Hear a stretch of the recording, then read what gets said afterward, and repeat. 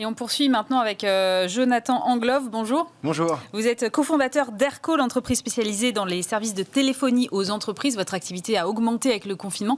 D'abord, moi, je voudrais savoir comment vous avez eu l'idée de lancer Aircall.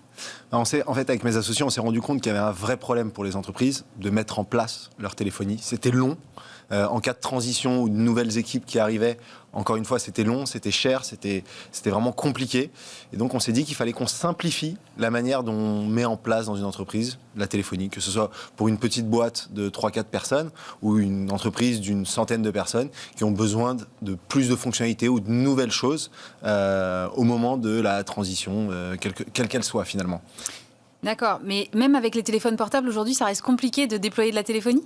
Alors, vous le dites, le téléphone portable, c'est du hardware, donc il faut déjà les envoyer à chaque personne, il faut mettre une carte SIM, et finalement, c'est juste la partie portable. Maintenant, quand on est au bureau, habituellement, on a un téléphone fixe qui est posé sur le bureau, et finalement, aujourd'hui, on n'a plus ça avec Aircall, c'est un logiciel, et on s'est dit que c'était quand même plus simple d'avoir un logiciel sur les ordinateurs, et en plus de ça, étant donné qu'on est un logiciel, on va s'intégrer à tous les outils métiers que ces entreprises utilisent déjà, et donc pour leur apporter plus de valeur. Genre, quel type d'outils métiers ? Alors typiquement, ça va être le CRM, dans le cas d'un service, commercial, mais le helpdesk dans le cas d'un service client. Typiquement, quand on est un utilisateur d'Aircall, au lieu de lorsqu'on reçoit un appel d'un de nos clients, un de nos prospects, tout de suite, on a une remontée de fiches, on sait qui est le client. J'ai pas besoin d'aller fouiller dans mon autre logiciel, d'ouvrir une autre page. Et donc, on améliore finalement le service client. Donc, si vous pensez à vous quand vous appelez le call center de votre e-commerce favori, et que la première chose qu'ils vous demandent finalement, c'est quel est votre numéro de client ou quel est votre numéro de téléphone, alors que vous êtes en train de les appeler de votre numéro de téléphone, finalement avec Aircall, tout ça, ça n'existe plus. Il vous reconnaît, il vous appelle par votre prénom ou votre nom de famille, peu importe selon eux comment ils se sont organisés, et ils ont toutes les infos devant eux, que Aircall remonte de l'outil métier que vous demandiez, et donc finalement il y a un vrai suivi clientèle, et donc Aircall, en plus de rendre les équipes plus productives, va améliorer le service client en général de la boîte. Parce qu'en fait, si je comprends bien, votre solution, c'est un logiciel que vous pluguez sur d'autres logiciels qui existent déjà. C'est ça. C'est ça. Donc, imaginez, c'est le téléphone de l'entreprise qui est connecté à l'ensemble des outils métiers de l'entreprise. Donc, là, on parlait du service client ou du service commercial, mais on peut penser aux RH, pareil, qui font toute la journée des appels avec des candidats. Eh bien, c'est quand même plus pratique de ne pas avoir à prendre de notes directement sur un papier et devoir les transférer après dans un outil. Finalement, si Aircall s'intègre à l'outil métier des RH, l'appel peut être enregistré, donc on peut réécouter l'appel avec le candidat si nécessaire. L'appel peut être transcrit, les notes peuvent être poussées directement via Aircall. Et donc finalement, l'expérience candidat est meilleure, mais également l'expérience des ressources humaines va être meilleure puisqu'ils ont un meilleur suivi de toutes les interactions avec leurs candidats. Et quand vous dites c'est du 100% cloud, ça veut dire quoi ? Ça veut dire qu'en fait, il n'y a aucun logiciel, aucun hardware, donc aucun... Matériel en français, merci Aurélie, à installer. Et tout se fait via les ordinateurs et se déploie en quelques minutes. Encore aujourd'hui, la plupart des solutions de téléphonie mettent des jours, voire des semaines à être déployées. Et j'ai encore des clients qui viennent chez nous, qui nous disent ça m'a mis 3 mois à essayer de déployer cette solution et ça n'a pas fonctionné. Aircall, on est capable de déployer la téléphonie d'une société, où que soit cette société dans le monde, en moins d'une dizaine de minutes, peu importe le nombre d'employés que cette société a finalement. Ouais, et donc, comme tout est depuis l'ordinateur, finalement, avec le télétravail, ça pose pas de problème, alors que le fixe, on ne peut pas l'embarquer, quoi. Voilà, au contraire, le télétravail, pour nous, a été vraiment un accélérateur de croissance. On va dire qu'en quelques mois, on a vu une accélération de sociétés qu'on ne voyait pas avant, des sociétés un petit peu plus traditionnelles, des PME de province ou des PME un petit peu plus à l'ancienne, finalement, qui prenaient leur temps pour se digitaliser, qui aujourd'hui vraiment vont à la course à la digitalisation et attendent d'avoir des outils tels que Aircall pour mettre en place leur téléphonie et donc en télétravail, être devant son ordinateur, travailler, mais être aussi joignable par téléphone, que ce soit dans le cas où je suis un commercial et toute la journée je fais des appels à mes clients, ou je reçois des appels de mes clients, ou que je sois une équipe de service client. Encore aujourd'hui, ça m'a fait rire, j'ai appelé le service client d'une grande enseigne dans laquelle je suis cliente et je me suis rendu compte qu'ils étaient sur Aircall et en fait, j'ai tout de suite compris sans demander à l'agent que cette personne était chez elle. Et en fait, ça prouve qu'en fait, il y a une continuité de l'activité malgré la situation de pandémie dans laquelle on est. Et donc, du coup, vous avez gagné des clients, vous, pendant cette période-là ? Oui, on a gagné. Alors, évidemment, on a eu une forte croissance des nouveaux clients. De la même manière, on a aussi eu des clients qui ont souffert. tous les clients qui sont dans le travel, donc dans le voyage, ça a été compliqué, et qui ont également des gros call centers. Donc, ils ont dû mettre beaucoup de gens en chômage partiel, parfois chômage tout court. Il y a eu des fermetures de business units. Donc ça a été assez compliqué. Donc on va dire que l'un dans l'autre, on a très bien tiré notre épingle du jeu. Mais il faut garder faut savoir que ça a été difficile pour beaucoup de sociétés. Et donc on a eu aussi une perte de chiffre d'affaires d'un côté. Parce que c'est quoi le business model? C'est de l'abonnement? C'est comment ça se fait? De l'abonnement classique, par utilisateur, par mois. Un forfait. Et donc, lorsqu'on a des clients qui souffrent et qui ferment des équipes entières de service client, nous, on va perdre du chiffre d'affaires. De la même manière qu'on a des clients qui ont explosé en cette période, qui sont passés d'être 50 à être 200 chez nous, juste parce que le télétravail leur a permis d'accroître leur activité, mais également d'équiper certaines personnes qui n'avaient pas de téléphonie avant et maintenant et qui vont en avoir besoin. Alors pour ceux qui ne l'auraient pas compris, vous êtes en phase d'hypercroissance quand même. Vous avez recruté 200 personnes l'année dernière? Oui. Et comment vous avez fait dans le contexte? Parce que c'est quand même pas simple. Ça a été assez sportif, mais on va dire qu'on l'a bien prévu. On a une équipe de ressources humaines extrêmement compétente et extrêmement adaptable, qui a mis en place beaucoup de process pour être capable d'accueillir toutes ces personnes qui voulaient venir. Et donc on a été capable, en effet, durant 2020, de recruter presque 200 personnes, avec des process full online, avec des onboarding à distance, avec une intégration dans les équipes toutes digitalisées. Et donc ça nous a permis de faire ça. Sur 2021, on continue, on recrute près de 300 personnes sur 2021, donc toujours avec cette même structure d'onboarding accéléré.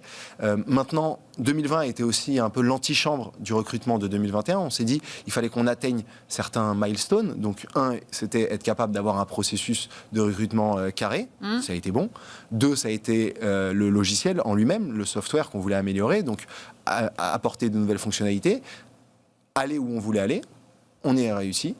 Et le 3e point, évidemment, du chiffre d'affaires, de la croissance. Et la croissance a été au rendez-vous, donc on peut se permettre sur 2021 de recruter près de 300 personnes. C'est quel type 2022. De profil? Ça va être vraiment tout type de profil. On va avoir évidemment des profils techniques, les fameux développeurs, plus de 150.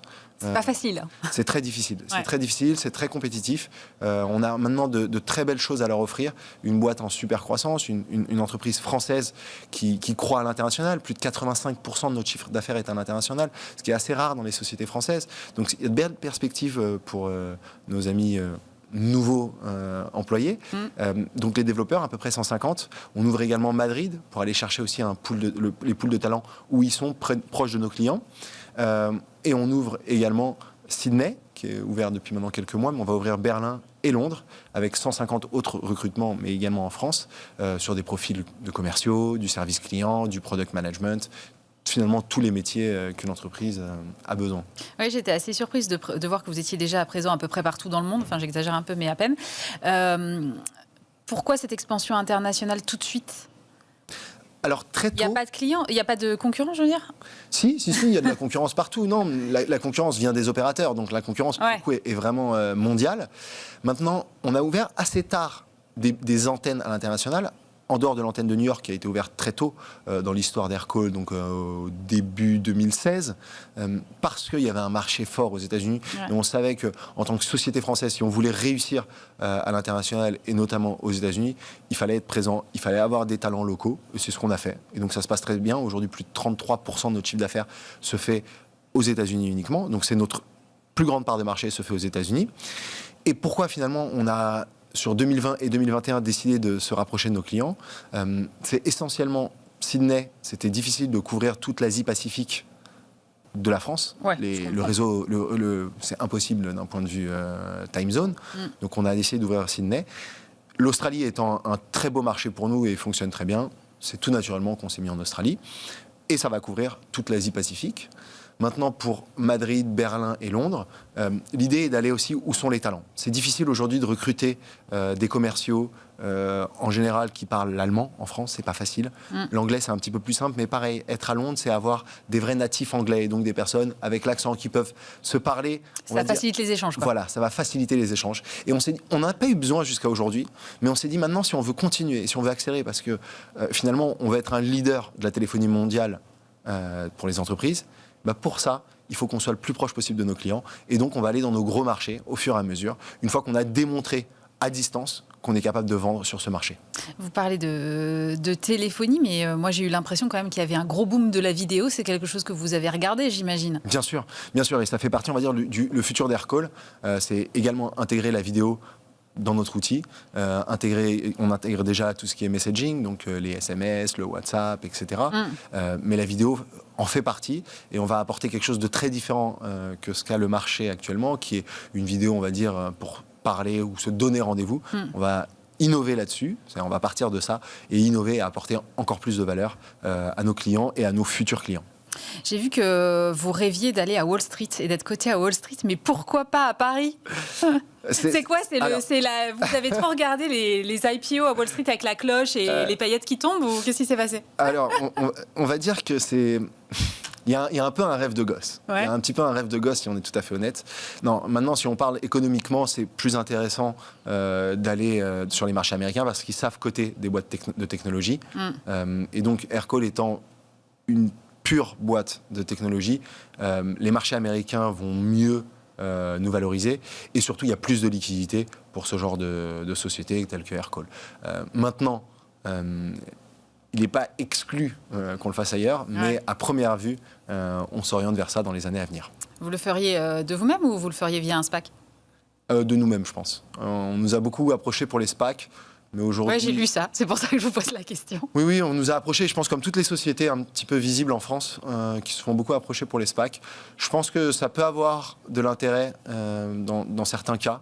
Nous, aujourd'hui, au niveau auquel on est, c'est pas le moment, en fait. C'est pas le moment, ça serait beaucoup de travail, ça serait beaucoup de défocus pour les équipes.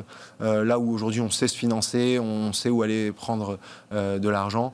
Donc, c'est pas nécessaire de rentrer public.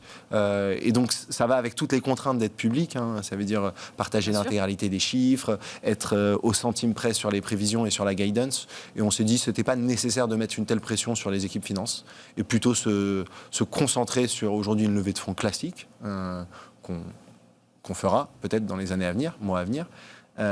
Et en tout cas, laisser le temps à une introduction en public. Donc, ce serait à quel horizon alors? Ah là là. Non, ça serait d'ici 2 ans, 2 à 3 ans. Ah oui, c'est quand même assez proche, quoi. Ça va très vite. En fait, ça va très vite. On le prévoit dès aujourd'hui. Aujourd'hui, notre CFO, donc notre directeur financier, le prépare d'un point de vue organisationnel, d'un point de vue équipe, d'un point de vue reporting. Tout ça pour être prêt le jour où on veut le faire. Alors, ce sera peut-être via un SPAC, ce sera peut-être en direct, mais en tout cas, on le prévoit dès aujourd'hui. Et quelle que soit la société que vous interviewez et qui veut un jour s'introduire en bourse ou qui l'a déjà fait, vous dira que 2 à 3 ans de préparation, ce n'est pas, c'est pas trop. Autant y aller bien préparé, quoi. Autant y aller bien préparé et éviter les mauvaises surprises. Merci beaucoup, Jonathan Anglove. Je rappelle que vous êtes le cofondateur d'Aircall.